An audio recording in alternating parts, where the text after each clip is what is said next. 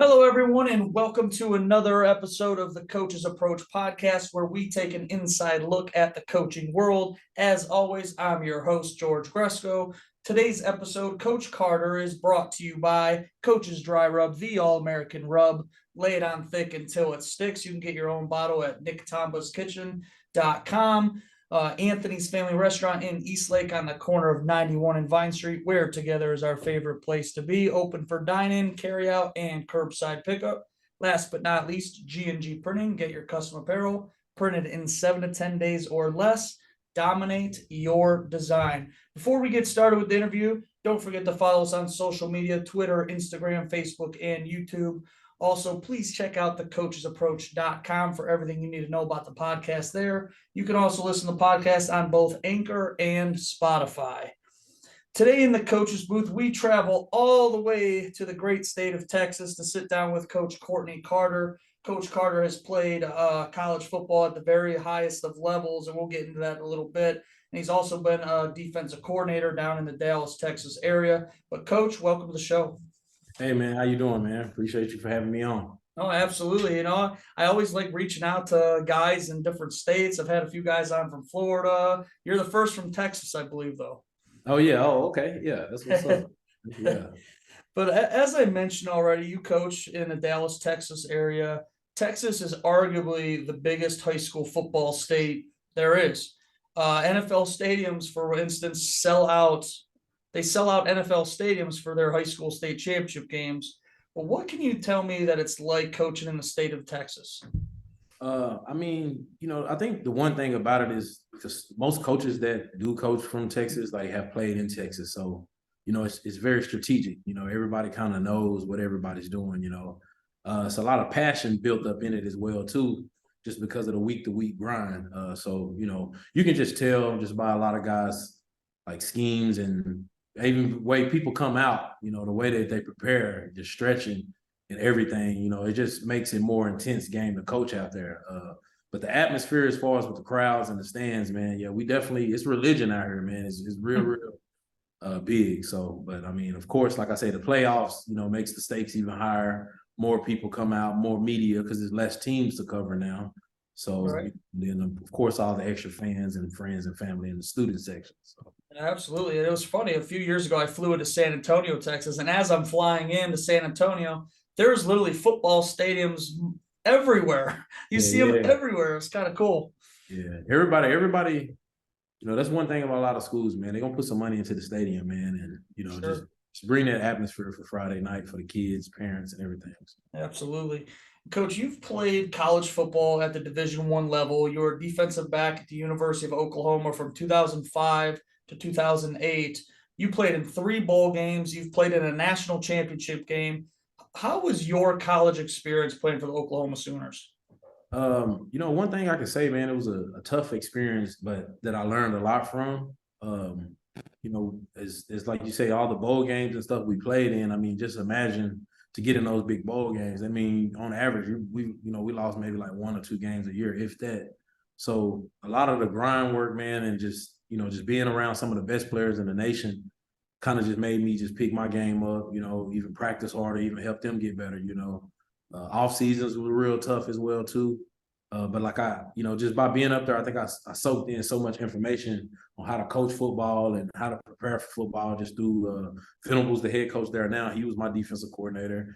And then, of course, Bob Stoops, all the games he's won there. I mean, we were a part of, I think, a generation where they had to adapt to us and, and teach us the game and learn us more, because a lot of stuff I learned there. So, but yeah, I mean, I never took it for granted being at a big D1 school either. Some good moments that you have there. Some people, I think, take it for granted, Right. and then it puts you later on in life. So I think I enjoyed, just everything there. So being a player. Sure. Now, a lot of people don't realize just the work that goes into college football. High school is one animal, but when you get to that college football level, it's a different animal, and people don't realize that sometimes. Yeah, it's definitely a structured schedule, that you got to get used to. And I think that's one thing I preach to, especially the kids that I coach now or, kids that I've helped on outside organizations is that, that structure of your life, if you stop playing after high school, that structure of your life, waking up every day, going to practice in the mornings, weight room, lifting with your buddies is over. You got to go into the real world and kind of figure stuff out. Same thing with college. And it's way more demanding in college because you really do it for 4 years straight.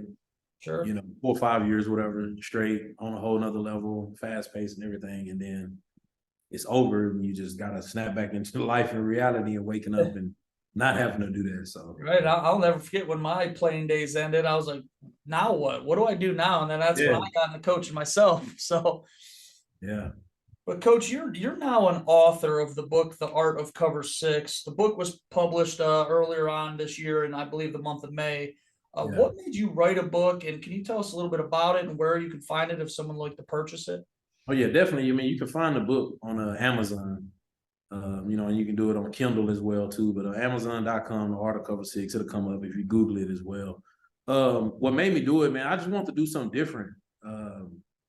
Like I know that nobody that I've played with, nobody I went to school with, they may have written a book, but nobody has written a book that's about a coverage that pertains to what they're doing and what they're coaching. So I want to put it in my own version as well too, because that's the thing about football. We can talk about the basics, X's and O's, but I can name it and call it whatever I want. I can disguise it however I want and make it my version. And and I think Nick Saban and Gary Patterson, they get a lot of credit for starting Cover Six. But when I got to the school in Dallas, I took it on and just kind of just really learned it more. And I mean, the interceptions and the stuff that we were getting, it just made me, man, I got to write a book about this, like how I was running it in my version and how I was working, So, but yeah, and like I said, I wrote that book a month before my mom passed away, so I was able to thank my mom for that. In that book, she was able to have that book a month prior to her passing away, literally 30 days too. Wow. So, that was something big to me as well. So, No, that's awesome. And you're actually the third coach that is now an author that I've had on the show. I had Coach Kahari Hicks, which he's did the book on the recruiting process. And then another basketball coach from here in Mentor, Bob Krasancic, he just wrote about just the process of being a head coach and leadership and that. So it's pretty cool that I'm having a bunch of coaches that have been on and are authors too. Yeah, definitely, most definitely. Yeah. You guys get to tell you guys get to tell your stories just how you want to tell them. That's the cool part about it. Right. And I plan on doing another one too. But like I say, it's just you do stuff in your version. You don't have to go online and take other people's version of how they write coverage books. You just do it your way, and let it go organically and let people see it. So no, that's awesome, Coach. Another thing that I found was really interesting, and I kind of researched a little bit more, is you were the head football coach for the Irving Boys Football Association. How did you get involved to being the head coach in that? And then can you talk a little bit about your experience with that? Because Irving is a very popular name in the Dallas area in Texas. Yeah, definitely. Yeah, this was around 2012 or whatnot. So I was around maybe like 26. And I was just wanting to get into football. I just wanted to, I know I had a gift. I always do it. I've always wanted to coach. I've always been into coaching and, helping kids. So I reached out, I was staying in Irving at the time. And like I said, I reached out to the program or whatnot and, to the organization. And what they said at first is they wanted to make me an assistant coach. They was like, he's a young guy. We got a lot of teams out here. He may not know how to handle money and just all this type of different stuff. But, I kind of just talked them into saying like, hey man, trust me, like I know what I'm doing. Like I've, been around, structured programs. I'm pretty sure, I be knowing what I'm doing. So, it's funny because when I first got the team, I had about like 14, 15 kids. And, when you come into leagues like that and you knew everybody think they're just going to run all over you and this guy don't know nothing. Sure. And then we end up going 7-1 with like 14 kids. And I only had like one lineman. But the schemes and stuff that I was running was spread and fast paced and jet sweeps. It was stuff that league hadn't seen. So I mean, yeah, I just kind of got into that, and I mean, it just kind of sparked a lot what I'm doing now. You know, I think you can start at any level. If you know football, you can be good at it at the little league level. You can be good at it at the high school level, and potentially college next. You never know. So, Right, absolutely. And you said you're running spread at like the youth league level. It's oh hard. yeah, It's yeah. I hard to mean, they had, cover guys at the youth league level. yeah. So what we did, we had no huddle wristbands. So you know, I had signals and we had wristbands, but it was to the point where I could teach 12 plays of practice. So you're looking at these kids going into a game with 36 plays. Of course, it's right, left. So Right, then 18 plays, but they remember them though, you know. And I right. mean, averaging 35 points a game at that age, I think it was very impressive. And you know, everybody kind of seeing it out there. You know, I was scoring 300 points like 8 games. No, that's awesome. That type of impressive, yeah, for that Right, league. right. No, it's impressive because that's your first year really being a head coach at that time. And I mean, scoring that amount of points with 14 kids, Yeah, and then have that's many. impressive at any level. Yeah, exactly. Yeah, yeah. So. Now, Coach, you've also always been a part of the defensive side of the ball. You played defensive back in college and high school, as we mentioned. Can you talk a little bit about why you love the defensive side of the ball so much? I'm an offensive guy, Yeah, so okay. Yeah. I think the great part about I think defense is it's the mystique of knowing what the offensive guy is going to do, because they can send you film and say, hey, you can watch these 2-3 games, and then he comes out here with a whole different scheme on Friday. So I think, I mean, just like getting turnovers, that's big to me. I think it changes the momentum of the game. That's what I love about defense. Like, and then the ability to stop your opponent. Like you said, y'all got 3 plays to get a first down. If I can figure out 2 of those, and now you're stuck with a 3rd and long, and now you're off the field. You know, at kids at this age, their morale starts to go down. Man, we're not moving the ball. Plays are not working, whatever. So it's just always strategy with me. So I guess just trying to figure out coordinators week to week, it just gives me like that adrenaline rush that I love just about the defensive side of the ball. So. sure. And it's funny. The head coach that I work for, I had him on for my season opener last week. And if I would ask him the same question, I guarantee he would say, because you can legally hurt somebody. Yeah. Too funny. But coach, in my mind, some of the best coaches are able to pull everything out of their players. The best coaches are able to build the relationships and they can develop them along the way. How do you build relationships with your players and how do you develop them along the way? Yeah, I think I mean one of the main things is I think players they tend to lean towards that coach is just gonna keep it real with them, regardless of when you meet them if they're a freshman or when you meet them when they're a senior. And I think every practice you got an opportunity to get to know your players. So, from time to time, I joke around and talk about stuff outside of football, maybe stuff that's going on in the world, maybe a big topic in the local area, but because when a player feels like he can open up to you about, anything, it betters the relationship. But then when you get in the field of play, and I'm calling out stuff, they're really trusting, hey, he's going to put me in the best position to make this play so I don't have to overthink because that's what coach says. So I think this just has a lot to do with it, just the day by day, because I think I'm an open door coach, but my demeanor at first is like, yeah, I'm going to be tough on you. I'm not out here to make no friends. But at the same time, you lighten up on them and you talk to them day to day, and I think it just builds that closer relationship with the players. So. Right, and each kid's a little differently too. The ones that you could harp on. The ones you'd have to joke with. The one that you gotta hug a little bit. Yeah, yeah, And then one it's thing that always like that. Yeah, and like I said, some a lot gravitate. Yeah, a lot gravitate to me. Then some, be kind of standoffish. Think you don't like them or something. It's right, just, you're coaching. Yeah. right, and one thing I always do as a coach, I always want to make. I try to make at least every player that I come across and confront during practice. I try to make them at least smile at least one time because they're going through school. They have school all day. They go home. You never know what they're going home to. They could just make you smile one time during the practice. That's my goal, is make them laugh or smile at least once. Yeah, yeah, definitely, most definitely, yeah. Um, Coach, if I asked you right now why high school football is so special, what would you say? What? Yeah, high school football, man. I mean, one main thing is, I mean, it's special because like this is a lot of kids' last time playing at a high competitive level against other kids.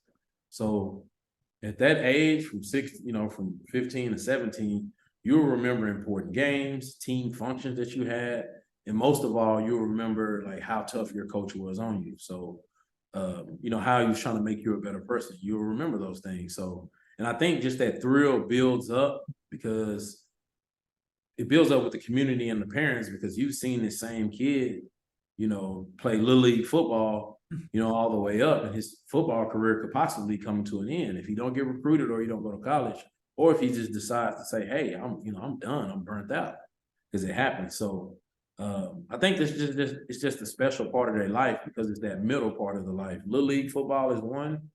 You get high school, that's the middle part of the life. You're still learning who you are, and then you got the after college and stuff to where you become an adult and you become a man. So I just think that suspense that just builds up all across the town with the community, But you got 30, private school got about 30 to 40 players, but you got some varsities out here, 55, 60 players. Just think about that suspense built up per each player, who parent, grandparent, everybody saying like, hey, this might be his last, our last time coming to games like this. So let's enjoy it. So I think that's what makes it so special too. Right, of course, because now in college is a little different because you're only there 4, 6 years the most.